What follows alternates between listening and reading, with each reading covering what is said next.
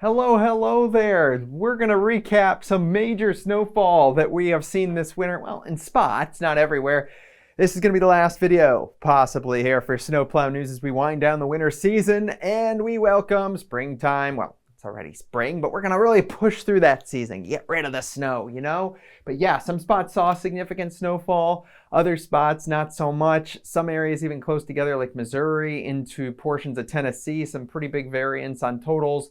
You had early season luck from Chicago to Cincinnati and Columbus and Pittsburgh, wound down a little bit. You had tons of snow in the snowbelt areas of Michigan, and then especially into portions downwind of Lake Erie. And certainly, 300 inches of snow coming off of the Oswego area east of Lake Ontario. Some pretty significant snowfall between two different systems or so into far eastern areas of New England, New York City area.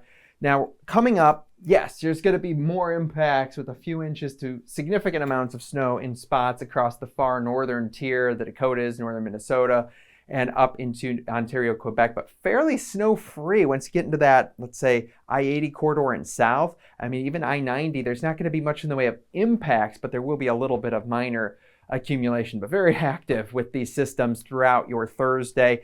Strong to severe thunderstorms erupting across portions of the Mississippi Valley through portions of the Ohio Valley into the Great Lakes, again with this big push of warm air.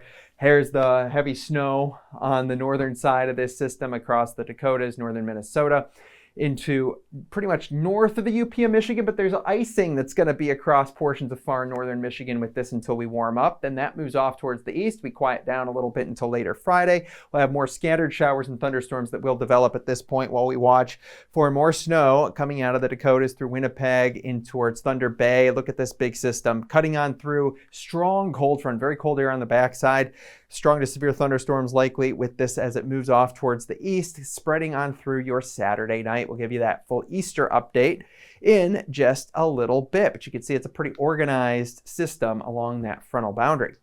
How about accumulations for the next few days or so? You'll do okay in areas of the high terrain out west, but yeah, it's significant snow once you get into Duluth, Thunder Bay area, spreading eastward. So this is north of Montreal, Quebec City, Toronto. It's certainly well north of Buffalo and Boston.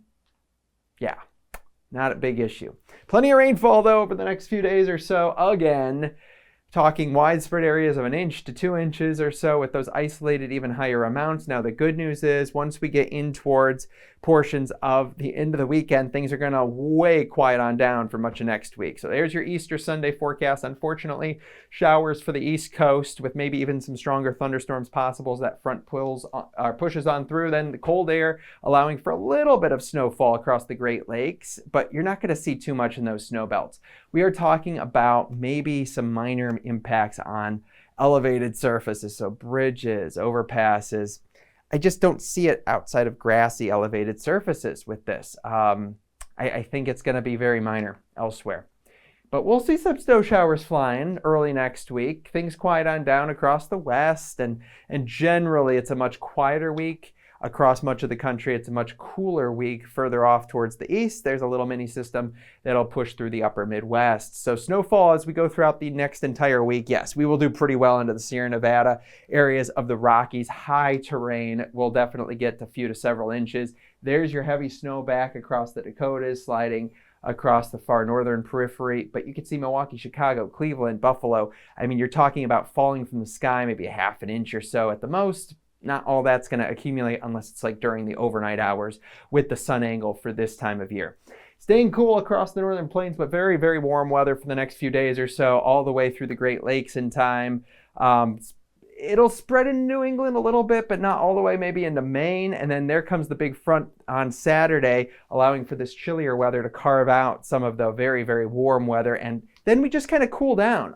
All across areas of the southeast, temperatures won't be super impressive for much of next week. Plenty of warmth does push on in back towards portions of the deep south and the west especially. It'll be a little up and down by the second half of next week. So when you look at temperatures, extremely above average, again, Denver and west, but near average to even slightly cool across the eastern third of the nation. Precipitation wise, finally we dry way out across the eastern portion of the nation. Florida, you could use some of that rain. You'll get some. There's going to be more showers back out across portions of the deep southwest. So it's not really a super dry period further off towards the west either. Thank you so much for your viewership all year long. We hope you had a fantastic season and definitely wish you the best here from all of us at Norcast Weather and Snowplow News going forward.